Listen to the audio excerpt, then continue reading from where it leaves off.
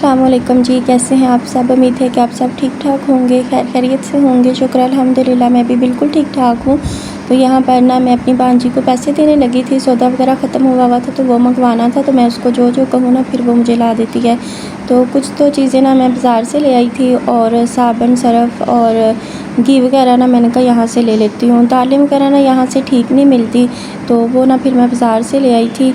और अभी ना मैं इसको पैसे दिए थे कि मुझे घी वगैरह ला दो, घी ना ख़त्म हुआ था। अच्छा, मैंने अपनी बहुत सारी वीडियोस में बताया कि मैं अपना सारा ख़र्चा कैसे करती हूँ, लेकिन फिर भी ना जो नए लोग आते हैं ना उनका यही सवाल होता है कि आपको ख़र्चा कौन देता है, आप कैसे करती हैं। सब कुछ तो मुझे कोई भी नहीं देता, अल्लाह ताला देते हैं। अच्छा, यहाँ पर ना मैं आप लोगों को एक बात बताती हूँ, हो सकता है बहुत सारे लोगों को इस बात से हिम्मत भी मिले, मोटिवेशन भी मिले।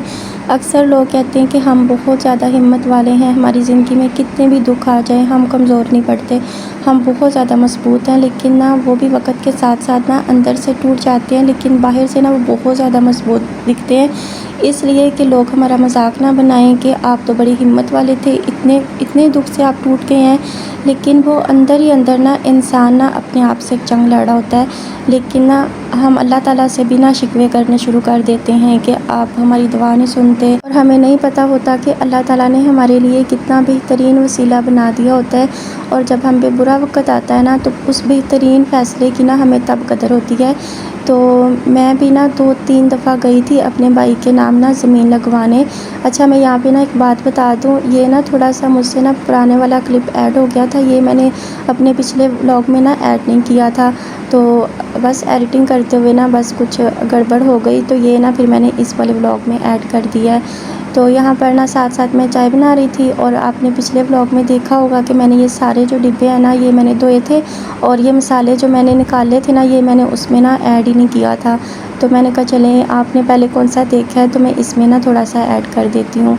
अच्छा, तो मैं बात कर रही थी कि मैं ना 2-3 दफ़ा गई थी अपने भाई के नाम ना ज़मीन लगवाने। तो पहली दफ़ा गई तब तो ना मेरी एज बहुत ज़्यादा कम थी। जब मेरे अब्बू की डेथ हुई ना, डेथ को कुछ ही माह हुए थे, तो हम सब बहनें ना गई थी। कुछ की लग गई थी, कुछ की नहीं लगी थी। हमारी 2 बड़ी बहनों की ज़मीन लग गई थी भाई के नाम, हमारी अम्मी की भी लग गई थी, और हम जो दोनों छोटी बहनें थी ना हमारी नहीं लगी थी क्योंकि हमारी एज कम थी। उसके बाद ना फिर मेरी जो मुझसे बड़ी बहन है ना उनकी एज पूरी हो गई, उनका ID कार्ड बन गया, तो उन्होंने भी भाई के नाम ज़मीन लगवा दी। और मेरी एज ना तब भी पूरी नहीं हुई थी, मेरा ID कार्ड नहीं बना था। मैं फिर ऐसे ही वापस आ गई और मेरी लगी नहीं। फिर से मेरा ID कार्ड बना, फिर से मैं गई देने के लिए, और उस दिन अब जो पटवारी था ना जो ज़मीन करता है सब कुछ, वही नहीं मिला, वो छुट्टी पे था। उसके बाद फिर एक दफ़ा पता नहीं क्या हुआ था, फिर गई थी, फिर भी ना कुछ हुआ था तो नहीं लगी मेरी ज़मीन। और आज उस बात का एहसास होता है कि वो सब अल्लाह ताला ना मेरे लिए बेहतरीन कर रहे थे। मुझे नहीं पता था कि मेरी ज़िंदगी में ऐसा टाइम आना है कि मुझे अपनी ज़िंदगी का ना एक-एक चीज़ के लिए ना मुझे खुद ही फ़िक्र करनी पड़नी है, और खुद ही सब कुछ मैनेज करना पड़ना है, खुद ही सारे अपनी ज़िंदगी के ख़र्चे पूरे करने हैं। तो अल्लाह ताला ने वो मेरे लिए बेहतरीन किया था कि मेरी ना ज़मीन नहीं लगी थी, वरना आज ना पता नहीं मेरे कैसे हालात होते। आप लोग पूछते हैं ना आप अपना ख़र्चा कहाँ से करती हैं, तो मैं अपने ज़मीन के ठेके से करती हूँ। पहले जो मेरी शादी के मेरी अम्मी ने रखे हुए थे ना उसमें से मेरा हिस्सा मुझे आया था, तो वो 2.5 लाख था। तो वो ज़ाहिर बात है, ज़िंदगी के इतने खर्चे होते हैं, इतनी ज़्यादा महंगाई है, तो वो फिर ख़त्म हो गए। उसके बाद अब जो ज़मीन का ठेका आता है ना उसी से मैं सब कुछ मैनेज करती हूँ, कपड़े, जूते, और भी ज़िंदगी की बहुत सारी ज़रूरियात होती हैं, तो मैं सब कुछ खुद ही करती हूँ। ये भी मेरी अम्मी ने फ़ौत होने से 1-2 माह पहले ना मेरे भाई से कहा था कि जो इसकी ज़मीन का ठेका है ना वो इसको दे देना, क्योंकि ना तो इसके पास कोई जॉब है, ना ही कोई ज़िंदगी का और सर्कल है, तो इसको ना इसकी ज़मीन का ठेका दे देना ताकि ये अपनी ज़रूरियात पूरी कर सकेगी। फिर अम्मी की डेथ के ना 1 साल बाद मुझे ठेका दिया था, और फिर फैमिली में से ना कुछ लोगों ने ये भी कहा था कि आप इसके साथ ना अच्छा रवैया रखो तो ये आप लोगों को ना ज़मीन दे देगी। पहले मुझे भी लगा कि मैं ज़मीन दे देती हूँ। जब मेरे भाई की तीसरी बेटी हुई ना तो मुझे एहसास हुआ कि अपनी तीनों बेटियों को कैसे सब कुछ करेंगे, इन्होंने बड़े भी होना है, इनकी मतलब कि बहुत सारे ख़राजात होते हैं, तो ये कैसे मेरे भाई पूरे करेंगे।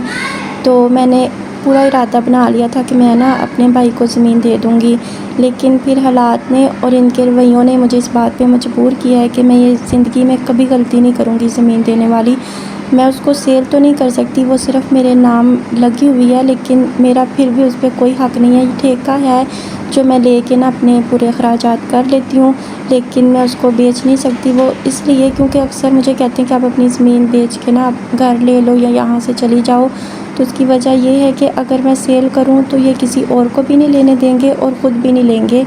वो इसलिए क्योंकि ये स्टे ले लेंगे कि ये हमारे बाप दादा की ज़मीन है, ये हम ही ख़रीदेंगे और फिर ख़ुद भी नहीं ख़रीदेंगे, और जब तक वो स्टे होता है ना तो ना कोई और ख़रीद सकता है। तो बस यही वजह है। इसलिए ना कह देना ये आसान होता है कि बर्दाश्त करो, सब्र करो, फ़लाँ के साथ भी ऐसा है, फ़लाँ को देखो, लेकिन जब खुद पे बीती है ना तब समझ आती है कि उसने तो बड़ी हिम्मत की हुई थी और अब पता चला है जब खुद पे बीती है। अक्सर मुझे ये भी कहते हैं कि आप भाई भाभी पे बोझ बनी हुई हो, तो खैर वो उनकी सोच है, उनकी फ़ितरत है ऐसे लोगों की।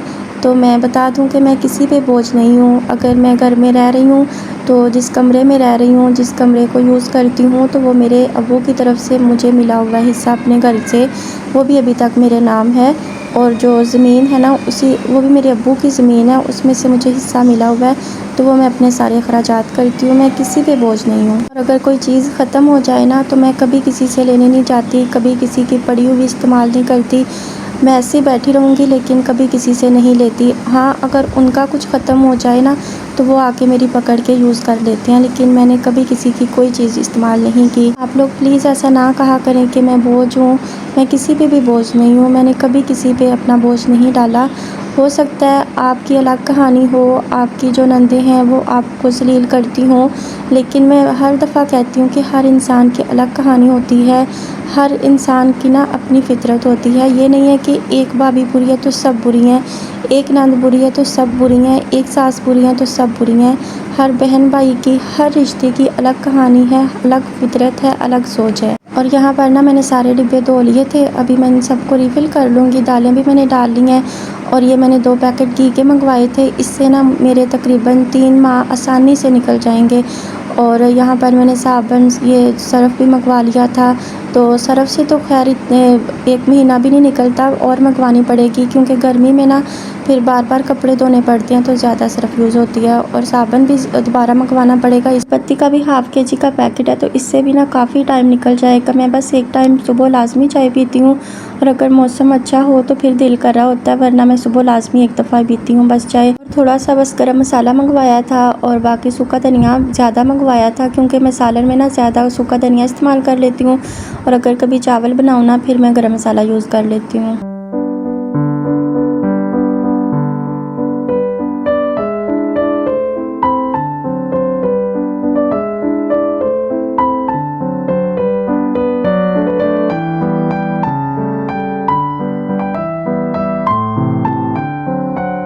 ज़िंदगी में कुछ रिश्ते ऐसे होते हैं जिनका नेमुल बदल कभी नहीं मिलता। माँ और बाप भी ना इन्हीं रिश्तों में शामिल हैं।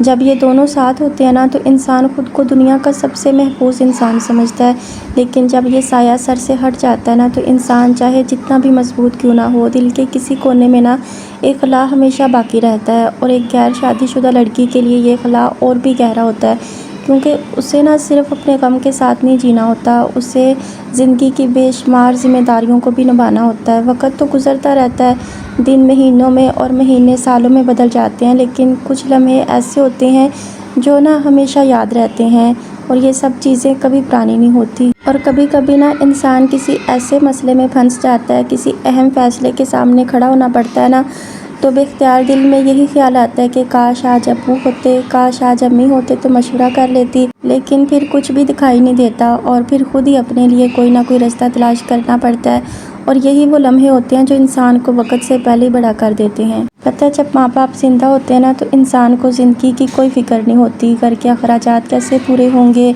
आने वाले दिनों के लिए पैसे कैसे बचाए जाएंगे, ये सब बातें ना वालिदैन संभाल लेते हैं, लेकिन उनके बाद ना हर मुश्किल का सामना खुद ही करना पड़ता है। वक़्त तो गुज़रता रहता है, लेकिन वक़्त के साथ साथ ना ज़िम्मेदारियों का बहुत ज़्यादा महसूस होने लगता है कि ज़मीन का ठेका आने वाला है। कई दिन पहले से हिसाब किताब शुरू हो जाता है। ये सोचना पड़ता है कि कितने पैसे घर के खर्चे में लगेंगे और कितने पैसे ना मुस्तकबिल की ज़रूरत के लिए अलग रखने पड़ने हैं। अक्सर लोग सिर्फ इतना देखते हैं कि किसी के पास ज़मीन है या आमदनी का कोई ज़रिया मौजूद है, लेकिन वो ये नहीं देखते कि इस आमदनी के पीछे कितनी फ़िक्र और कितनी मनसूबाबंदी छुपी हुई होती है।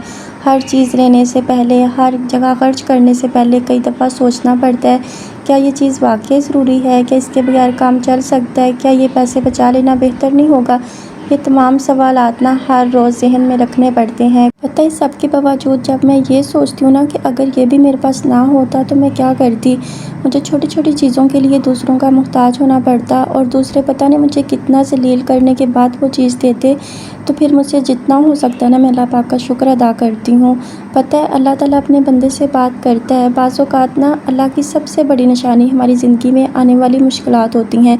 हम समझते हैं कि मुश्किल सिर्फ़ तकलीफ़ है, लेकिन ना हकीकत में बाज़ मुश्किलात हमें अल्लाह के बहुत ज़्यादा करीब कर देती हैं। सोचिए कितनी दुआएँ हमने खुशियों के दिनों में नहीं मांगी होती और कितनी दुआएँ हम आज़माइशों में मांग लेते हैं। कितनी बार हमने आम दिनों में कुरान पाक नहीं खोला होता, लेकिन मुश्किल वक़्त में हम लोग कुरान पाक को सीने से लगा लेते हैं। कितनी बार ना हम दुनिया में गुम रहते हैं और फिर एक आज़माइश हमें सजदे में लाकर खड़ा कर देती है। कभी-कभी आज़माइश भी अल्लाह ताला की निशानी होती है। ये निशानी होती है कि अल्लाह ताला हमें अपनी तरफ वापस बुलाना चाहते हैं। पता है, आप लोगों की ज़िंदगी में भी ऐसे कोई लोग होंगे। हमारे सगे बहन भाई जब हमसे दूर हो जाते हैं ना, तो उनके ऐसे तलख़ रवैये ना हमें बहुत दुःख देते हैं। तो ऐसे लोग ना अचानक जब हमसे दूर हो जाते हैं ना, तो हम उनके लिए बहुत रोते हैं, बहुत तड़पते हैं। हमें लगता है कि हमारी दुनिया ख़त्म हो गई है, लेकिन कुछ अरसे बाद ना हमें मालूम होता है कि अल्लाह ने हमें एक बहुत बड़े नुकसान से बचा लिया होता है। उस वक़्त ना हमें वो चीज़ सज़ा लग रही होती है, लेकिन बाद में ना हमें वही चीज़ रहमत महसूस होती है। जैसे कि मैंने पहले कहा कि अगर मेरे पास ये भी ना होता तो फिर मैं क्या करती। इंसान है ना, इंसान कई ख्वाहिशात पाल लेता है कि मेरे पास ये भी हो। अगर ज़्यादा होता है हम उससे भी ज़्यादा लेने की कोशिश करते हैं, ज़्यादा की ख्वाहिशात रखते हैं। तो फिर बाद में मैं सोचती हूँ कि अगर ये भी ना होता तो फिर मेरे हालात कैसे होते। तब मुझे इन चीज़ों का एहसास नहीं था कि मेरा आईडी कार्ड नहीं बना या इसमें क्या बेहतरी हो सकती है। आज भी चक्कर लग गया है, कल भी गए, आज भी गए, ये सब ना ज़िल्लत महसूस होती थी। लेकिन अब समझ आता है कि उसमें अल्लाह ताला की कितनी बड़ी बेहतरी थी और कितनी बड़ी निशानी छुपी। अल्लाह ताला की हर निशानी को फ़ौरन समझ लेना ज़रूरी नहीं है। बाज़ निशानियों का मतलब ना वक़्त के साथ समझ आता है। हज़रत यूसुफ़ अलैहिस्सलाम की ज़िंदगी को देख लीजिए। कुएँ में डाले गए, अपनों ने धोखा दिया, जेल में रहे, लेकिन आखिरकार ना हर वाक़या अल्लाह ताला की हिकमत का हिस्सा निकला। अगर हज़रत यूसुफ़ अलैहिस्सलाम सिर्फ़ वक़्त के हालात को देखते तो शायद दुःख के सिवा उन्हें कुछ भी नज़र ना आता। बस अल्लाह ताला हमें अपनी निशानियों को समझने, अपनी नेमतों की कदर करने और हर हाल में शुक्र करने की तौफ़ीक़ अता फ़रमाए। और आपसे ना बातों-बातों में ना मैंने सारे डिब्बे भी रिफ़िल कर लिए हैं और सारे कमरे की क्लीनिंग भी कर ली है और सारे सामान को ना अपनी-अपनी जगह पे रख दिया था। और फिर फ्रेश होके ना मैंने अभी खाना बनाने लगी थी। भिंडी मैंने ली हुई थी, आपने मेरे पिछले व्लॉग में देखा था, तो वो बस ना दिल नहीं कर रहा था, तो मैंने कहा चले मैं ये ना अंडा फ्राई कर लेती हूँ। और मैंने ना अंडे लिए थे, तो मैंने जो भी तोड़ा वो भी ख़राब, 2-3 मैंने तोड़े अंडे, तो वो सारे ख़राब थे। आटा गूँथते ही ना मैंने रोटी बना ली है, तो इसीलिए ना थोड़ी सी रोटी ठीक नहीं बनी, क्योंकि ताज़ा आटे की ना फिर रोटी ठीक नहीं बनती। मगरिब की अज़ान होने वाली थी, तो मैंने कहा चले आटा गूँथते ही ना मैं रोटी भी बना लेती हूँ और अंडा फ्राई कर लिया मैंने। तो आप लोग बताइएगा आज का व्लॉग आप लोगों को कैसा लगा है। अगर अच्छा लगा हो तो लाइक कर दीजिएगा, अपने फ्रेंड्स एंड फैमिली में शेयर कर दीजिएगा। अपना बहुत सारा ख्याल रखिएगा, अपनी दुआ में याद रखिएगा। इंशाल्लाह ज़िंदगी रही तो फिर मिलेंगे। अल्लाह हाफ़िज़।